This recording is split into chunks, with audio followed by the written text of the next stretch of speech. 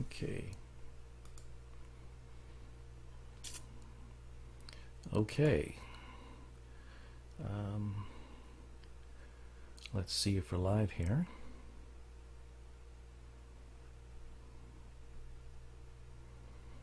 And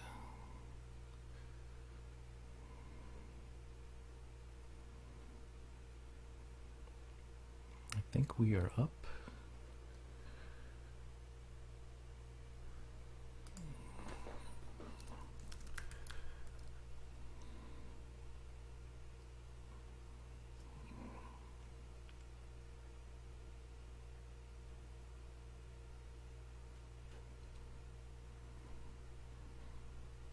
Don't think it's doing anything.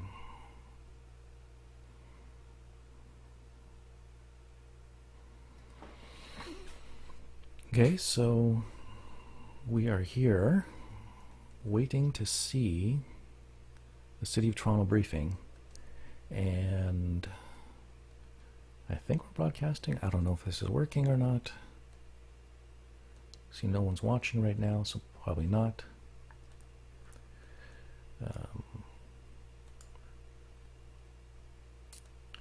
So waiting for the Toronto briefing to start. Seeing anyone's watching right now. Hopefully you should get an update today on whether or not they're going to keep the park open or close the park for the cherry blossom viewing. So just waiting for the briefing to start. How do I see any comments?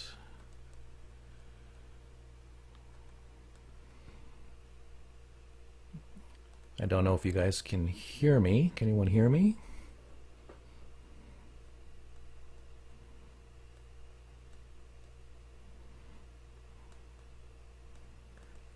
This might not be working the way I want this to work.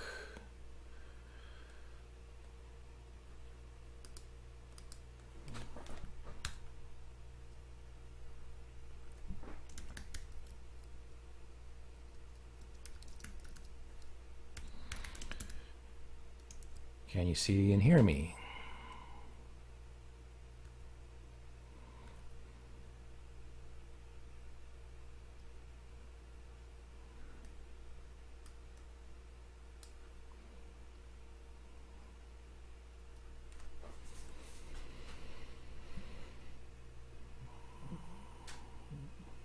Hi, Lena. Happy Wednesday to you, too.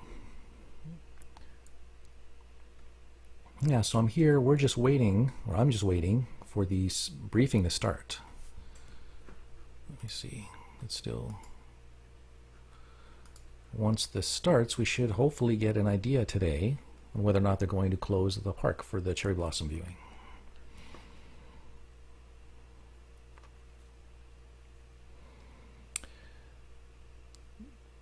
So again, we're just waiting for this briefing to start. I'm sure as many of you out there watching are excited and waiting to know whether or not they will close High Park. So far there's been no word. To be honest with you, I'm sure with all the pandemic numbers getting higher and higher and still at high levels, I'm pretty sure they're going to close the park, but I don't know for sure. So hopefully we will find this out shortly as soon as they start.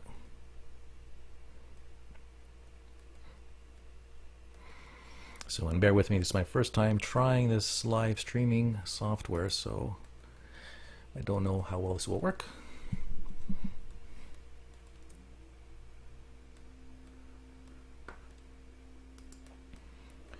Yes, Eleni, that's true. If people did follow the rules, they would not have to close the park. That's always been the issue. Even last year when the park was closed, people did still try breaking in and sneaking in. And yes, we're all waiting patiently. These things don't always start off as planned or as soon as they say they do. They said it will start around 2 p.m., but sometimes these things get delayed. So hopefully we'll see something start soon. Maybe I'll just refresh this page here just to double check. Yeah, no, they haven't started yet. But going back to the comment from Helene, yes, uh, the rules are that's been part of the big issue with us, and people have not followed the rules for the longest time. We're not wearing masks, or not abiding by rules, not staying in their given areas. So that's why we have these outbreaks keep coming back in waves and waves. And unfortunately, in the summertime, I was hoping that this would abide by now, because the summer looked like it was going down, but then once the fall came and everything started going up again, and now we're in the situation that we are. Yes, this is such a sad situation. Unfortunately, we'll miss it again for another year, but hopefully, well, I mean, the main thing is we want everyone to be safe and healthy. That's the number one thing. But I know that the number of people who've not been playing by the rules is kind of ruining it for the rest of us in a way. It's hard to say. With these new variants and stuff, they seem to be a lot more tough on people and much more harder for them to control than previously. But hopefully we'll have some good news in the briefing today.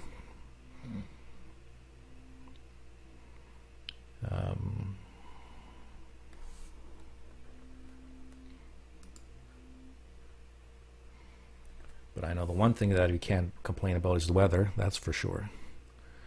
This weather has been absolutely incredible. And that's part of the reason why the blossoms are so early this year. Oh, here we go. I think we're starting now. And maybe, I just saw a refresh on me. Okay. So yeah, so I'll be watching this briefing along live, and reacting to it live. So feel free to drop any comments, any questions along the way. Hi, Kathy. How are you? So I'll try to do my best to answer them as best as I can. Okay.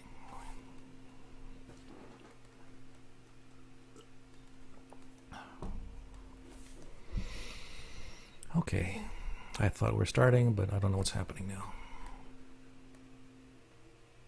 It's playing. They are saying it's live. So just waiting.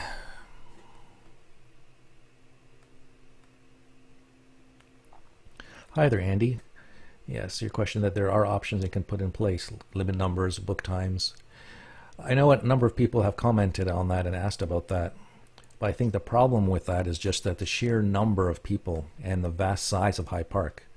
If High Park was more a closed venue, I could possibly see that as being a possibility.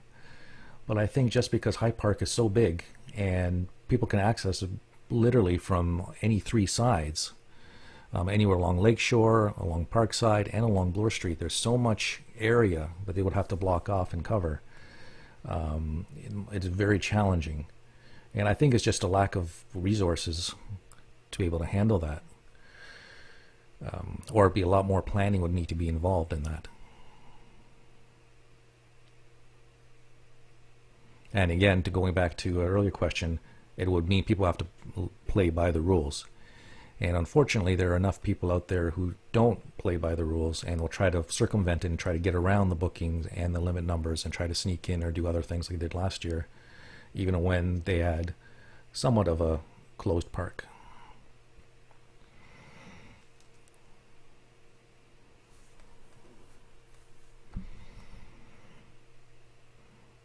Yeah, that's exactly right, Andy, because the High Park itself, I think it's just over 400 hectares. So you can imagine how much, I mean, it's entirely the size of a full, like 3 or 4 city blocks. Hold on.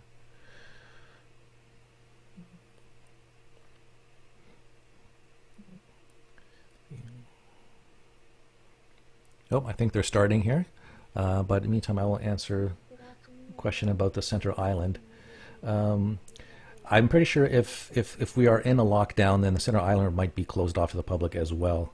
But I don't know if they bloom the same time as Park does, as High Park does. Let's hear what Mayor John Tory has to say. Turn this up a little bit. done more than 567,000 doses. But we still have much more to get done. I am determined with my colleagues to make sure that we continue to vaccinate as many residents as supply allows. And I'm determined, just as I know Prime Minister Trudeau and Premier Ford are, to get more and more vaccine supply. I'm heartened by the fact that our clinics are operating at full capacity relative to the supply that we have. That means people have answered the call to sign up for their vaccines, which was a challenge for us earlier on. Thank you to everyone who has signed up and to everyone who has helped others to sign up, and let's keep going. We do know that our clinics can vaccinate more people if we have more supply. So we're working to secure that supply from the other governments so that we can get more residents vaccinated as quickly as possible. Yeah, and I do have to give hats off to Mayor Tory and the Toronto government. They have been doing a good job of keeping up with the vaccinations with the supplies you do have. So just hopefully, if we get more vaccines here, the sooner we can get them in here, the sooner we can get things back to normal. Also advocating for them to get additional vaccine supply now. That means advocating on behalf of the hospitals as well, and in the future from the province, who, as you know, receives its supply from the Government of Canada. That's why earlier this week, the GTHA, mayors and chairs from the 10 biggest municipalities in this entire region, called for more vaccine doses for hotspot areas. Public Health, working with Ontario Health and Hi, Sherry. Just to answer your question about how many entrances are in the park. Well, that's just it. The whole park is a one long entrance. So all along the street, all along Lakeshore, all along Parkside up to Bloor, it's one big giant entrance. There's no fences. There's no gates really that block anyone from entering. It's a very open area, so people can enter along anywhere along those long sections of streets. So unless you put in miles of well, not miles, but vast amounts of fencing all around the park, it just would be very difficult to manage. St. Jude's Community Homes and to the Good Shepherd drop-in program in hotspot neighborhoods. They plan to vaccinate approximately 140 residents aged 18 and older. As we have said, city-run mobile clinics will also be up and running in some of these hotspot locations, adding to the ongoing efforts of hospitals in mobile and pop-up settings. Toronto Public Health has assembled a team of up to 30 staff to support outreach mobile clinics, and we're starting with a clinic next week in one of the hottest hotspots in the northwest of the city. Toronto Public Health is responsible for the logistics of vaccine supply, IT, and administering vaccines. The community partner in question in each of these areas will be responsible for community engagement and providing ancillary supports to these pop-up and mobile clinics, things like translation services and line management. Planning is still actively underway on this, and we'll be working to get more details directly to the community so that people will know the wheres and the whens of these pop-up and mobile clinics operated by Toronto Public Health, which, as I said, will supplement the ones already being done and going forward will be done by the hospitals. We are doing everything we can as a city to get people vaccinated. Today, we're announcing the Toronto Accessibility Task Force for COVID-19 vaccines, which has been created to serve our community of people with disabilities. This collaboration between the city and community partners has begun making recommendations to immediately reduce the number of cases within this community and address issues surrounding accessibility. People with disabilities are a high-risk group when it comes to COVID-19, and so it is essential to provide accurate information and easy access to vaccinations for them. Wendy Porch, Executive Director. That sounds like a good idea. That sounds a good plan. Like I said, the city's doing a great job in trying to accommodate as much as they can with what they have. Late March, 200 people with disabilities were vaccinated thanks to the collaborative efforts by the task force and by our health partners. The task force and the good work it will do is part of Toronto's COVID-19 immunization outreach efforts, and the TO supports Targeted Equity Action Plan. That work has also led to a town hall about vaccines that I am having tonight with faith leaders from across the city. This is one of many discussions I plan to have with faith leaders to help to make sure that they have everything they need in order to help members of their respective faith communities to get out and to get vaccinated. It is one more way that we are reaching out as a city, and I'm happy to be a part of this effort personally. We know that vaccines alone will not stop the third wave. will take this provincial shutdown that we're unfortunately experiencing right now. It will take keeping our distance from each other. Yes. Absolutely avoiding socializing with people that we don't live with. Right now, we all have to keep following the public health advice to get through this wave, and in very short order, I hope, get to the point where enough residents are vaccinated that we can really start to put this pandemic behind us. Yeah, and so all these reasons why they're likely going to have to close the park, because there's no way you can manage hundreds of thousands of people walking into the park. We are working to make sure that we keep giving people places to go outside safely and to get some fresh air and exercise during these tough times. I know last year many people who enjoyed High Park on a daily basis were upset to see the park closed during the cherry blossom blooming period. This year, we have worked with public health, with our park staff, with Toronto Police, and with the bylaw officers to try to find a way to keep the park open safely so that people can use it while still avoiding having the large crowd scenes that the cherry blossoms would attract in a normal year. And this is certainly not a normal year. This year, High Park, I'm pleased to say, will remain open Oh, spring. wow. We will be able to walk or run or bike through the park, but we are encouraging people not to flock to the park to see the cherry blossoms. That's The amazing. best way to see the cherry blossoms, as was the case last year, again this year, will be from your own home. People will be able to watch the bloom from home on the Blossom camera, the city's most popular live stream. 200,000 people tuned in to the Okay. Blossom camera live stream last year. We're bringing it back so that people can watch the trees 24/7 if they want during the peak bloom. We want people to enjoy the blossoms virtually and safely. And we still want people to enjoy the park. We developed our Blossom Health Protection arrangements this year with a real focus on health and safety and preserving access to the park for people who need to be outside in that park. This is interesting. Staff are working to install fencing in High Park around the 3 largest collections of cherry trees to discourage people from gathering to see the blossoms. There you go.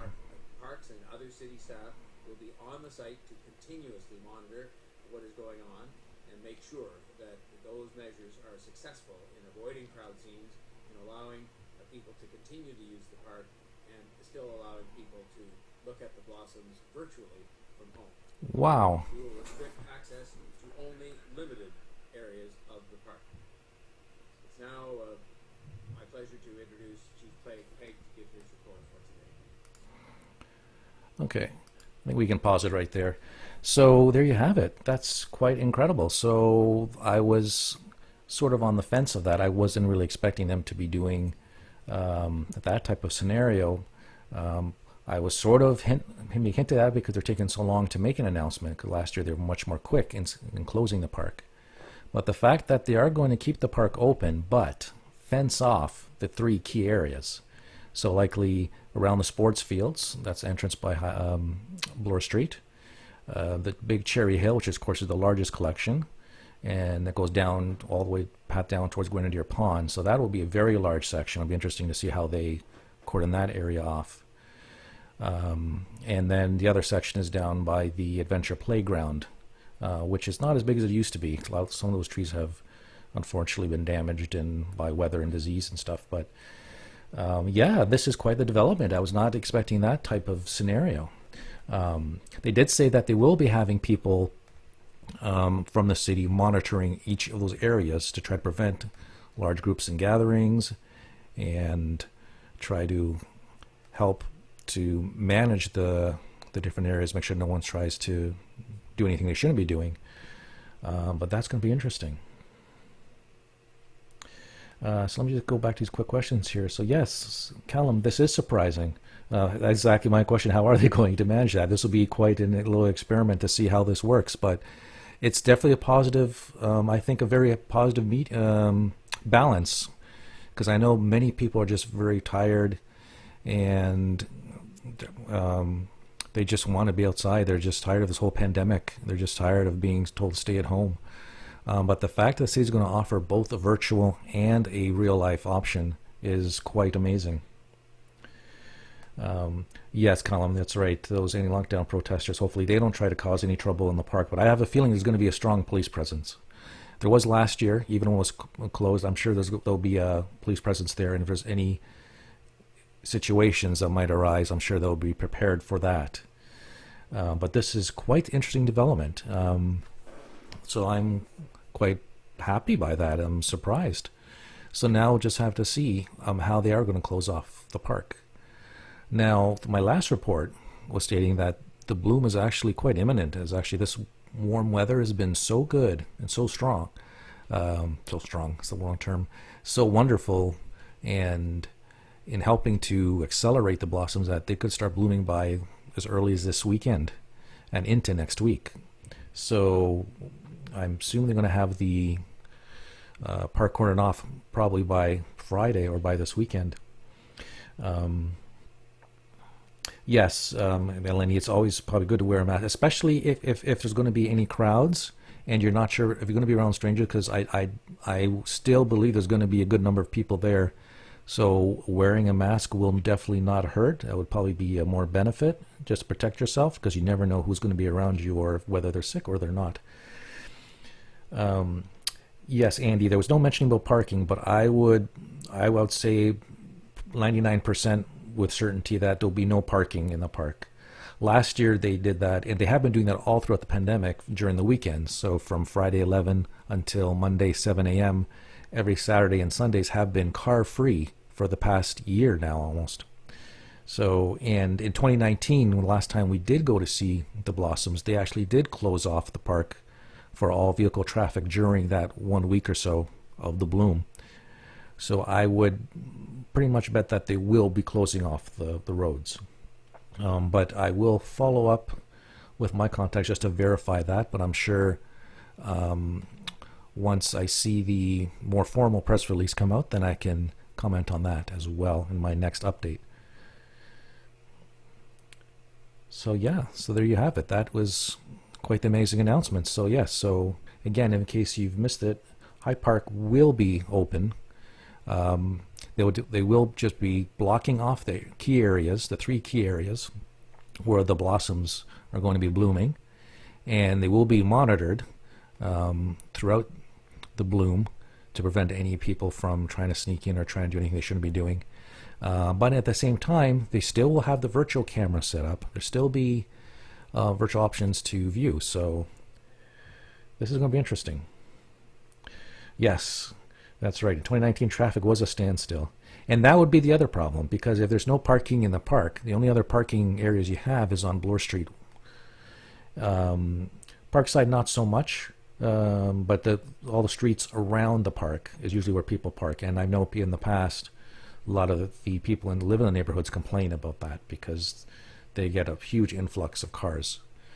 But hopefully people will get the message, and I'll try to spread the message too, that as much as beautiful as the blossoms are, it's not a typical year. So we need to try to do our best. Then maybe go at certain different times of day instead of during peak times. So if you can go during the day, earlier in the mornings, is usually when it's less busy because people are working. But these days, when everyone's home, it's hard to say. Wow, it's a lot to take in.